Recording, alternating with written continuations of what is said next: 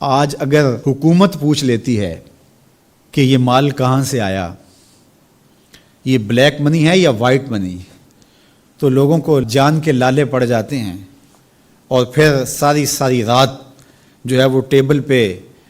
وکیل بھی بیٹھا ہوتا ہے کہ کسی طرح سے ہم اس مشکل سے نکل جائیں اور ثابت کریں کہ یہ مال ہمارا کمایا ہوا ہے۔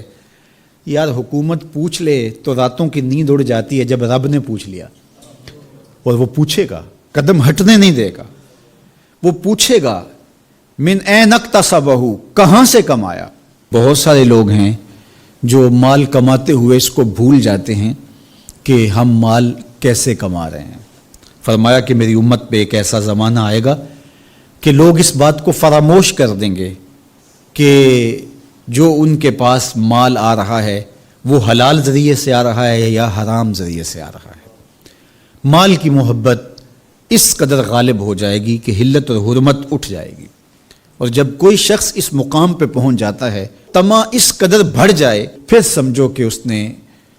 قیامت کے دن اللہ کے حضور سخت شرمندگی کا اہتمام کر لیا ہے، سخت رسوا ہوگا اس دن۔ تو ہر صورت کے اندر وہ ذرائع اختیار ہمیں کرنے ہوں گے جو حلال ہیں۔ علماء نے لکھا ہے کہ اگر رزق پاک نہیں ہے تو نیک لوگوں کی دعاؤں سے بھی حصہ نکال دیا جاتا ہے، یعنی ایک تو اس کی اپنی دعا قبول نہیں ہوگی،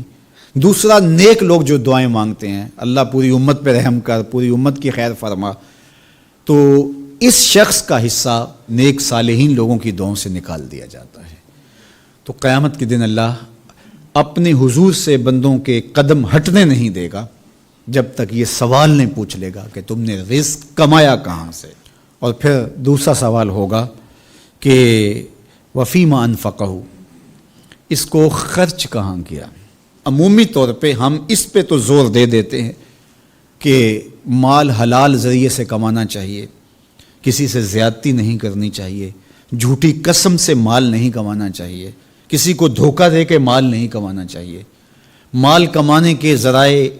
اچھے ہونے چاہیے، یہ اس پر تو ہم توجہ دیتے ہیں۔ لیکن سوال یہ بھی ہوگا کہ صرف یہ مسئلہ نہیں ہے کہ تم نے کمایا کیسے،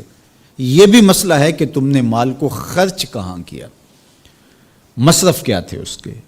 فضول خرچی میں، اسراف میں تو وہ مال حلال کی کمائی تم نے ضائع تو نہیں کر دی۔ ہمارے مالک نے تو ہمیں جو مال ہے اس کو بے وقوف لوگوں کے ہاتھوں میں دینے سے منع کیا ہے۔ بچے ہیں جو مال کے مصرف کو نہیں جانتے، اس طرح گھر کی وہ خواتین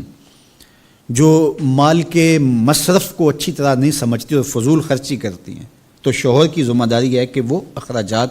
کنٹرول کرے۔ یہ اس آیت کریمہ کی شرح کے اندر علماء نے لکھا کہ بے وقوفوں کو مال نہ دو،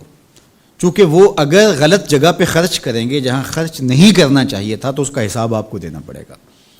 تو مال کو خود بھی ایسی جگہ پہ خرچ نہ کریں، اور مال کا امین ان کو نہ بنائیں جو ایسی جگہ پہ خرچ کریں جو اس کا مصرف نہیں ہے۔ تو جو مال فضول خرچی میں اڑا دے تو اس سے بھی پوچھا جائے گا، اور جو حرام میں لگائے،